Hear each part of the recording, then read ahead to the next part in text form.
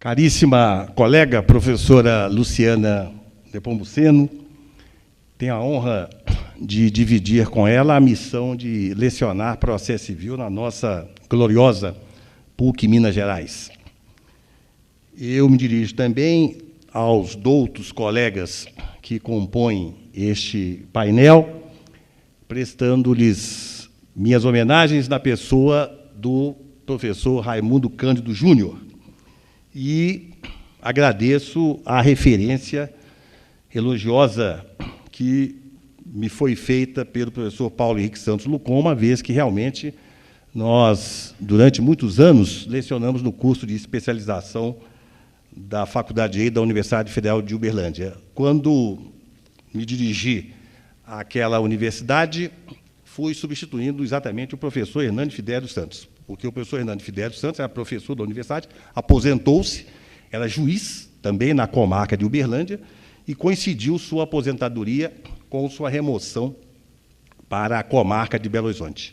E, exatamente nessas circunstâncias, eu, então, fui indicado para substituir o professor Hernani Fidério, tentar substituí-lo com muita honra. Então, um período inesquecível, não só lecionando, como também lá aprendendo. Bem, o professor Raimundo Cândido já advertiu que nós temos aqui uma limitação de horário, tal qual o professor Raimundo Cândido também havia preparado a minha exposição para 20 a 25 minutos. Temos que reduzir, né? Então, vamos aqui seguir o aconselhamento de Camões, né? Vamos tentar falar o que eu havia estudado em 25 para 15 com engenho e arte. Eu gostaria de focalizar um ponto, que, aliás, o professor Lucon já abordou.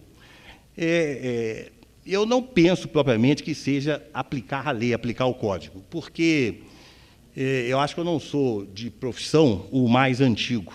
Eu acho que eu sou de idade, mas de profissão não sou o mais antigo. Mas eu passei por 3 códigos. Quando eu comecei o curso de Direito, estava em vigor no Brasil o Código de Processo Civil de 1939. Então, comecei estudando processo civil naquele Código de 39. No meio do curso, surgiu o Código de 73. E aí, quando eu me formei, já tive que estudar processo civil pelo Código de 73. E agora, depois de 40 anos de profissão da advocacia, eu completei 40 anos exatamente o mês passado, no dia 21 de fevereiro, o outro código. Então, ao longo dessa existência profissional, eu tive que estudar 3 códigos. Do Código de 39 para o Código de 73, a transição foi complicada, mas não tanto quanto aquela que se apresenta no presente momento. Porque é óbvio, a mudança de um código significa mudança de um sistema. É o que eu vou falar aqui, a questão de condições da ação do novo código.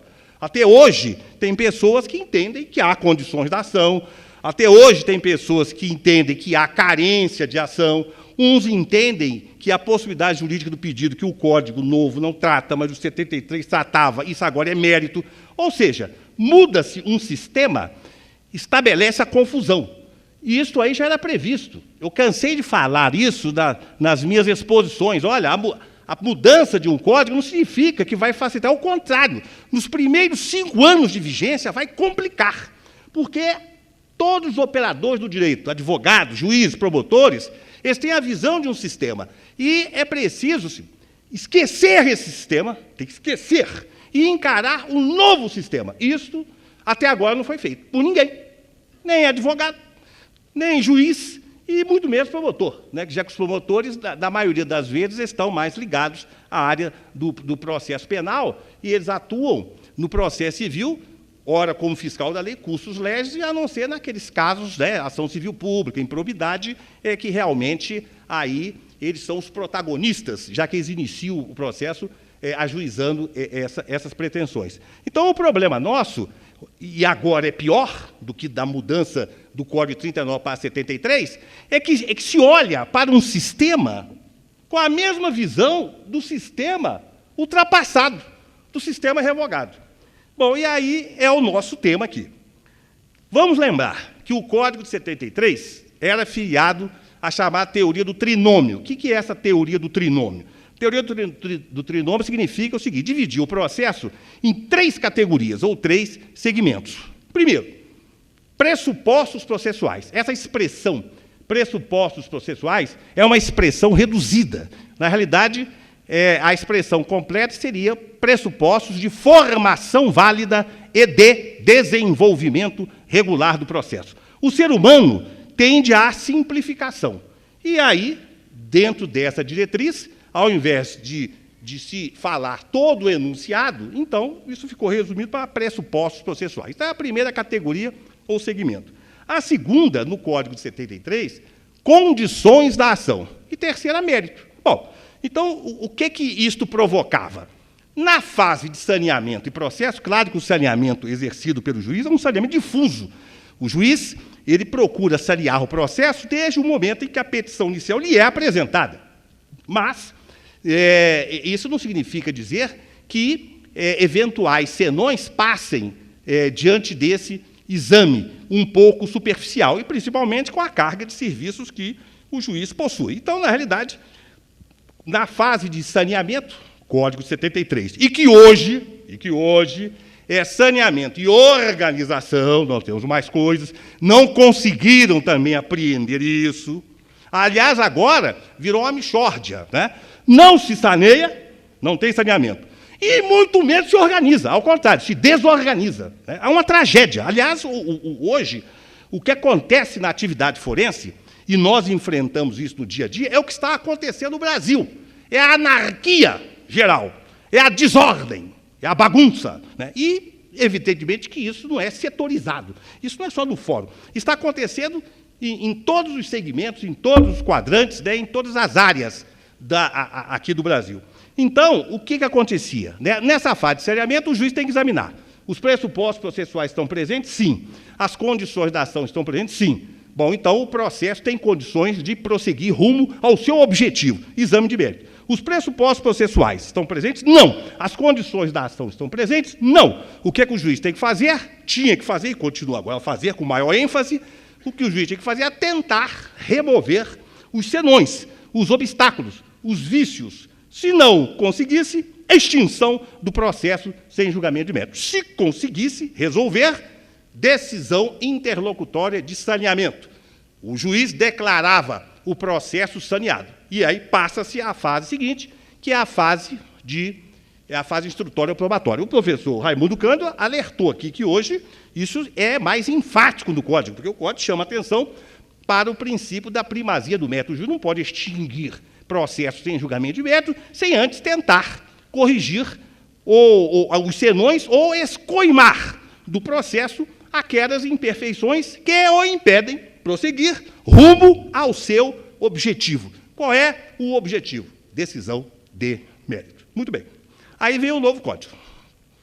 O novo Código não menciona isso. O Código de 73 prescrevia o seguinte: atenção, se não houver as chamadas condições da ação, interesse, legitimidade, impossibilidade jurídica do pedido, ocorre uma situação denominada carência de ação. Então, se faltantes as condições da ação, ou uma delas, o autor era julgado carecedor do direito de ação, ou, simplesmente, carência de ação. O novo Código não repetiu nada disso e eliminou possibilidade jurídica do pedido. Ou impossibilidade jurídica do pedido. O que era a impossibilidade jurídica do pedido? Era a existência de um veto no ordenamento jurídico, proibindo que o autor formulasse ao Estado Judiciário aquela pretensão. Qual era o exemplo cabal disso? Dívida de jogo. Era o artigo 1477 do Código Civil de 1916. Proibido discutir em juízo dívida de jogo. Essa norma não está mais no Código de 2002. Mas no Código de 2002 nós temos uma outra, que é a do artigo 426, que aí é o novo exemplo de impossibilidade jurídica do pedido. Não pode ser objeto de contrato ou herança de pessoa viva. Então, esse é o caso que nós temos aqui, no direito brasileiro, de impossibilidade jurídica do pedido. Bem, então, qual é o tratamento disso no novo Código? Bom, condições da ação, isso não existe, não fala mais. Permanecem os pressupostos processuais. E impossibilidade jurídica do pedido também não existe mais. Bom, então a pergunta é, no Código de 73, as condições da ação, que hoje o Código Novo não menciona isso, eram interesse, legitimidade e impossibilidade jurídica do pedido. Ó, impossibilidade jurídica do pedido não tem mais, mas interesse e legitimidade, sim. Ó, então o interesse e a legitimidade ficam onde? Bem, aí começa a discussão. Vamos começar pelo nosso eminente colega, amigo Fred Dier, preso, mas eu tenho muitas divergências com o professor Fred Dier. E, aliás, todas as vezes que nós nos encontramos, né, em congressos, sempre essas divergências surgem, né? O professor Fred Dier, com todo respeito, é um estudioso, né, tem uma obra vastíssima, um grande pesquisador, mas ele é muito inovador. E nós temos que ter cuidado em ciência com as inovações. Porque a ciência, qualquer ciência, chega num ponto de sedimentação. Há alguns aspectos da ciência que não podem ser revistos e modificados de uma hora para outra, não. Então, o que o professor Fred Dier fala? Como é que ele soluciona isso? Ele soluciona o seguinte, ó, primeiro, não tem mais condições da ação, eu vou colocar o interesse e legitimidade no rol dos pressupostos processuais. Não me parece que seja assim. Bom, aí o que ele faz com a impossibilidade jurídica do pedido? Não, isso aí é problema de mérito. Eu também estou divergindo. Porque isso tem consequências práticas. Imagina aqui o caso, dívida de jogo. Dívida de jogo era pedido juridicamente impossível. Mas isso pode ser, algum dia, revisto. Isso depende de uma palavra do legislativo. Aliás, né, há uma frase clássica no direito. Uma palavra do legislador modifica, destrói uma biblioteca inteira. 1000 livros podem, muitas vezes, ficar imprestáveis diante de uma modificação do legislador. Ora, suponhamos, então, aceitar a tese do professor Fred Dier, aquele caso, então, que vai ser julgado no mérito como impossibilidade jurídica do pedido, pode ser que na semana seguinte fez coisa julgada e deixe de ser pedido juridicamente impossível. Ou qual ficará a situação do autor? Então, isso tem consequência prática. Qual é a solução, então, que eu apresento? A solução é deslocar a impossibilidade jurídica do pedido para a área do interesse. Bom, aí nós temos pressupostos processuais e temos interesse e legitimidade e a impossibilidade jurídica do pedido examinada, encarada sob a ótica do interesse. Sim, mas o que seria, então, interesse e legitimidade? Aí é a minha proposta. A minha proposta é chamar essas duas questões de requisitos de admissibilidade do exame de mérito. Então, a partir daí, o novo Código, em vigor, continua filiado à teoria do trinômio. Categorias ou segmentos do processo. Pressupostos processuais, que investidura do destinatário, competência, capacidade processual, capacidade postulatória, regularidade da citação, regularidade do procedimento, intervenção do Ministério Público e ausência de perempção, de dispendência, coisa julgada, que são chamados pressupostos processuais negativos. Os requisitos de admissibilidade do julgamento de mérito seria interesse e legitimidade. E impossibilidade jurídica do pedido, analisada no campo do interesse. O professor Alexandre Freitas Câmara, que recentemente obteve o título de doutor em Direito Processual pela PUC Minas, e eu tive a honra de ser professor orientador dele, tem uma posição próxima da minha, porque o professor Alexandre Freitas Câmara entende o seguinte: condições da ação persistem, e entende que condições da ação seria interesse e legitimidade. E a questão da impossibilidade jurídica do pedido seria deslocado para o campo do interesse. Então, eu também estou divergindo parcialmente dele. Bem, eu quero lembrar que no que se refere à impossibilidade jurídica do pedido, que ninguém se entende, é que, na Itália, isso também ocorreu. Na Itália, o caso típico de impossibilidade jurídica do pedido, e isso é narrado por Liebman no seu manual, traduzido no português pelo Cândido Rangel Dinamarco, dizia o seguinte: em 1970, o divórcio não existia na Itália.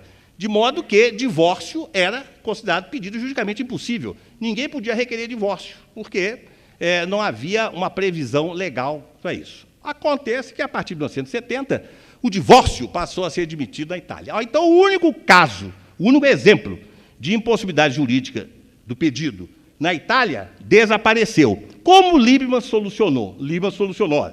A partir de agora, então, esses casos de impossibilidade jurídica do pedido não são levados ao exame do mérito, e sim levados para o campo do interesse. Bem, então, a minha ideia, que, ora, apresento aos prezados colegas, às ilustres colegas, é a solução do Liebman. E por que o Liebman? Porque foi o Liebman que concebeu as condições da ação: interesse, legitimidade e possibilidade jurídica do pedido. Já no final da sua vida, por ocasião da sua morte, Liebman, então, fez uma revisão disso, justamente em face deste fato ao qual estou aludindo, a questão do divórcio, que era a única hipótese de impossibilidade jurídica do pedido da Itália.